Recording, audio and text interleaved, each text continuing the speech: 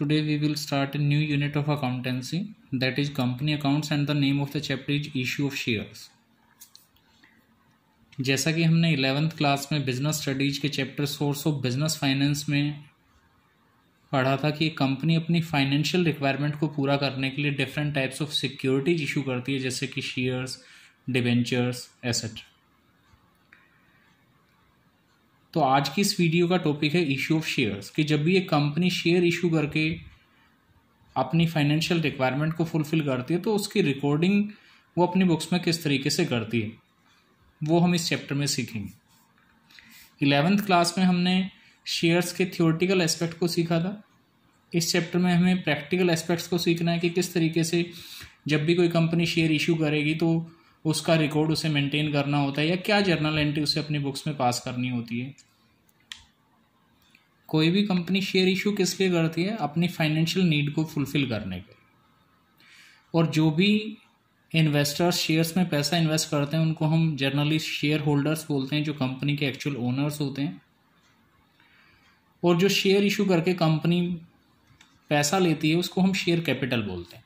और जैसा कि हम जानते हैं कि कैपिटल को हम बैलेंस शीट में दिखाते हैं, जैसा कि हम पार्टनरशिप में भी पढ़ते आए हैं कि जो कैपिटल है उसको बैलेंस शीट की लायबिलिटी साइड में दिखाया जाता है। ठीक उसी तरीके से कंपनी के केस में जो शेयर कैपिटल है उसको भी कंपनी की बैलेंस शीट में रिप्रेजेंट किया जाता है। उसको किस तरीके से दिखाना है वो हम आज की इस वीडियो में सीखेंगे। अभी तक जो हमने बैलेंस शीट पढ़ी है वो हमने सोल ट्रेडर या एक पार्टनरशिप फर्म की बैलेंस शीट की स्टडी की हमने, जिसमें 2 साइड्स होती थी, left side liability side and right side asset side. लेकिन in case of company balance sheet prepare करने का मेथड थोड़ा सा डिफरेंट है, क्योंकि कंपनी के केस में बैलेंस शीट जो है हम हॉरिजॉन्टल वे में प्रिपेयर नहीं करते हैं, यानी कि लेफ्ट राइट की फॉर्म में प्रिपेयर नहीं करते हैं, बल्कि हम उसे वर्टिकल फॉर्म में प्रिपेयर करते हैं। यानी कि बैलेंस शीट का जो फॉर्मेट रहेगा कंपनी के केस में, वो लेफ्ट साइड में जो सबसे फर्स्ट कॉलम होगा दैट इज द पर्टिकुलर, यानी कि फर्स्ट कॉलम हम पर्टिकुलर का बनाएंगे। उसके बाद second column for the note number and third column for the current year amount and fourth column for the previous year amount. Company की balance sheet का ये फॉर्मेट रहेगा। अब कंपनी की इस बैलेंस शीट में जो लायबिलिटी और एसेट्स होती हैं वो पर्टिकुलर के कॉलम में शो की जाती हैं, यानी कि जो बैलेंस शीट का टॉप पार्ट है वो लायबिलिटीज को रिप्रेजेंट करता है और जो बॉटम पार्ट है वो एसेट्स को रिप्रेजेंट करता है। मींस बैलेंस शीट में सबसे टॉप पर पहले हम सारी लायबिलिटीज को दिखाते हैं, चाहे वो शेयर कैपिटल है या वो अदर लायबिलिटीज है, नॉन करंट लायबिलिटीज और करंट लायबिलिटीज। उसके बाद सारी लायबिलिटीज का टोटल करने के बाद फिर हम बॉटम पे एसेट्स को दिखाते हैं। तो इस तरीके से बैलेंस शीट हम बनाएंगे। बैलेंस शीट सीखने से पहले शेयर कैपिटल कितने टाइप्स की होती है वो एक बार जान लेते हैं। एक कंपनी के केस में शेयर कैपिटल जो है मेनली 4 पार्ट्स में डिवाइडेड होती है। फर्स्ट इज ऑथोराइज कैपिटल, जिसको हम रजिस्टर्ड या नॉमिनल कैपिटल भी बोलते हैं। Authorise capital is the maximum capital of the company which is mentioned in the memorandum of association. Authorise capital company की मैक्सिमम कैपिटल होती है जो कंपनी के मेमोरेंडम ऑफ एसोसिएशन में मेंशन होती है, और जिससे ज़्यादा वैल्यू के शेयर कंपनी अपनी लाइफ में कभी भी इशू नहीं कर सकती। Second capital is issued capital. Issued capital authorise capital का वो पार्ट होता है जो कंपनी की तरफ से पब्लिक को ऑफर किया जाता है। मान लीजिए कि कंपनी की जो ऑथोराइज कैपिटल है वो 1 लाख शेयर्स हैं ऑफ ₹100 ईच, यानी कि टोटल कैपिटल है 1 crore.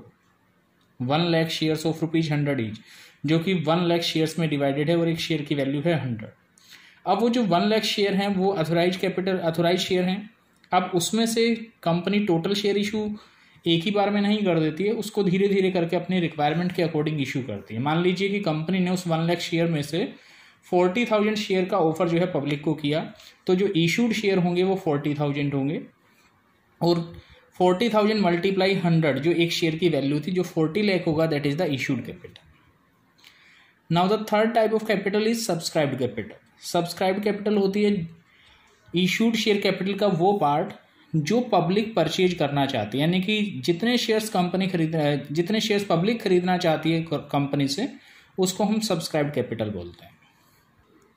And the last type of capital is reserve capital. Reserve capital company की वो कैपिटल होती है जो कंपनी के वाइंडिंग अप के सिचुएशन में ही मंगाई जाती है, यानी कि ये वो पैसा है जो कंपनी उसी सिचुएशन में मंगाती है जब कंपनी को बंद किया जाता है, अदरवाइज इस पैसे को कंपनी कभी भी अपनी लाइफ में नहीं मंगाती।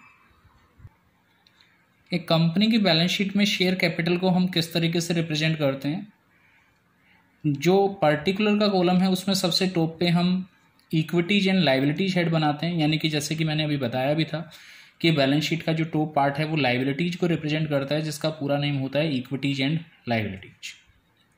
और जो इक्विटीज एंड लाइबिलिटी साइड है कंपनी की वो टोटल 3 मेन हेड्स में डिवाइडेड होती है, जिसमें से फर्स्ट हेड है share holder fund, second head है non current liability and third head है current liability. Mainly in 3 heads में डिवाइडेड होती है। अब जो शेयर होल्डर फंड है यानी कि फर्स्ट हेड है उसका सब पार्ट होता है शेयर कैपिटल, और इस हेड के अंदर हम कंपनी की शेयर कैपिटल को दिखाते हैं। और कंपनी की जो शेयर कैपिटल है उससे रिलेटेड नोट्स हम एज ए वर्किंग नोट हम बैलेंस शीट के बाहर दिखाते हैं, जिसको हम नोट्स टू अकाउंट्स बोलते हैं। और उसमें किस तरीके से हम शेयर कैपिटल को रिप्रेजेंट करेंगे इसका भी एक रफली हम फॉर्मेट बना लेते हैं, पर्टिकुलर डिटेल्स एंड अमाउंट। सबसे टॉप पे हमने जो अभी कैपिटल पढ़ी अथोराइज कैपिटल हम शो करते हैं कि कंपनी की अथोराइज कैपिटल कितनी है, और यहाँ पर हम नंबर ऑफ शेयर मेंशन करेंगे कि कंपनी के अथोराइज शेयर कितने हैं, एक शेयर की वैल्यू कितनी है। ये चीज़ मेंशन करने के बाद जो टोटल कैपिटल बनती है वो हम अमाउंट के कॉलम में दिखा देते हैं, उसको डबल लाइन से हम क्लोज कर देते हैं।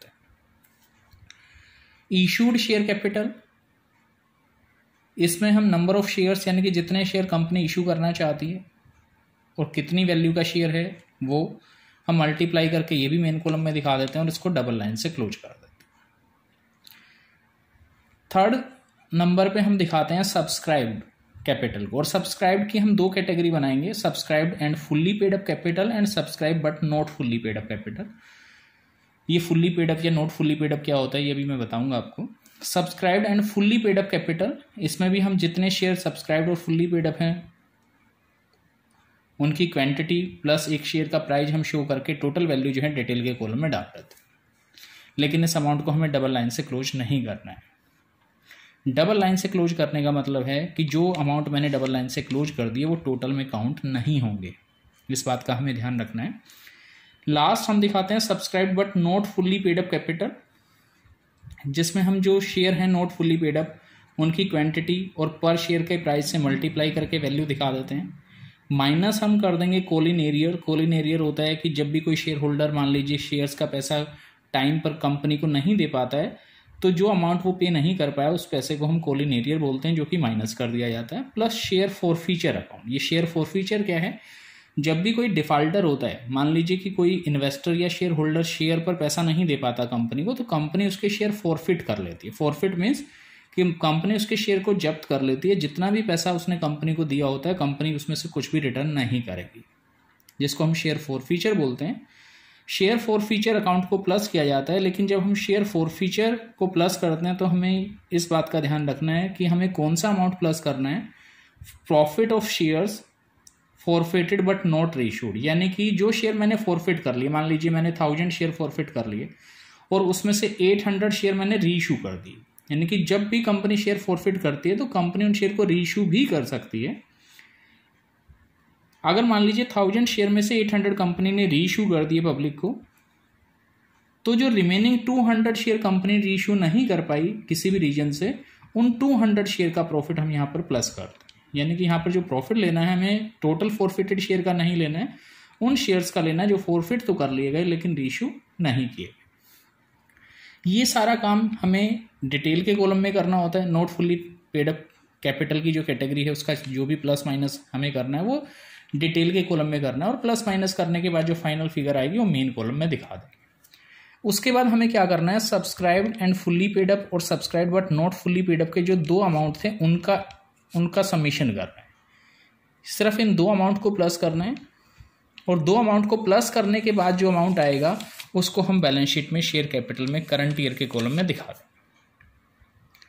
जो 2 लाइन से हमने क्लोज किया था उसको टोटल में कभी काउंट नहीं किया जाता, सिर्फ ये 2 अमाउंट हमें टोटल में ऐड करने हैं और जो फाइनल फिगर आएगी उसको हमें बैलेंस शीट में करंट ईयर के अमाउंट के कॉलम में दिखा देना है। और यहाँ नोट नंबर में हमें नंबरिंग लिखनी होती है, सिंपली नोट नंबर 1 है या 2 है, जैसे कि वर्किंग नोट नंबर ये फर्स्ट था तो मैंने इसको फर्स्ट नंबर यहाँ नोट्स में दिया तो यहाँ मैंने 1 लिख दिया। अगर ये वर्किंग नोट नंबर 2 होता तो मैं यहाँ 2 मेंशन कर देता, अब सिर्फ नोट नंबर का इतना ही यूज है। तो इस तरीके से हम बैलेंस शीट में कंपनी की शेयर कैपिटल को रिप्रेजेंट कर सकते हैं।